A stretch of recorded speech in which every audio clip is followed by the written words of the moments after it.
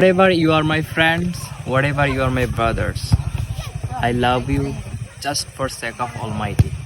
You love me or you hate me. এই প্রেক্ষাপটে একটা হাদিস মনে পড়লো যে ক্বালা রাসূলুল্লাহ সাল্লাল্লাহু আলাইহি সাল্লাম ক্বালা মান আহাব্বা লিল্লাহি ওয়া আবগা লিল্লাহি ওয়া আতা লিল্লাহি ওয়া আমানা লিল্লাহি ফাকাদ ইসতাকমাল ঈমান। যারা আল্লাহকে একে অপরের জন্য ভালোবাসলো এবং আল্লাহর জন্য একে অপরকে ঘৃণা করলো এবং আল্লাহর জন্য দান খয়রাত করলো এবং দান খয়রাত থেকে বিরত থাকলো, সে তার ঈমানকে পূর্ণ করলো। তো কে বিজয় অর্জন করবে, কে পরাজয় হবে, এটা উপর থেকে আসে, এটা জমিন থেকে আসে। অনেকে তো বললেন ইসলামী ছাত্র শিবির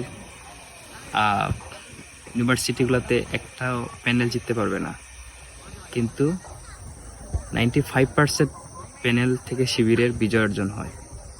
সো শিবিরকে আল্লাহ সম্মানিত করে।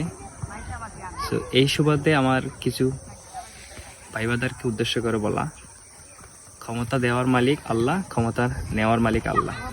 আমাদের কাজ হচ্ছে দাওয়াত দেওয়া।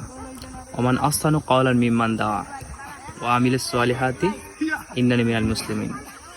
তার কথার চেয়ে কার কথা উত্তম হতে পারে যে মানুষকে আল্লাহর দিকে আহ্বান করে। আমাদের কাজ হচ্ছে মানুষকে দাওয়াত দেওয়া, এর চেয়ে বেশি কিছু নয়।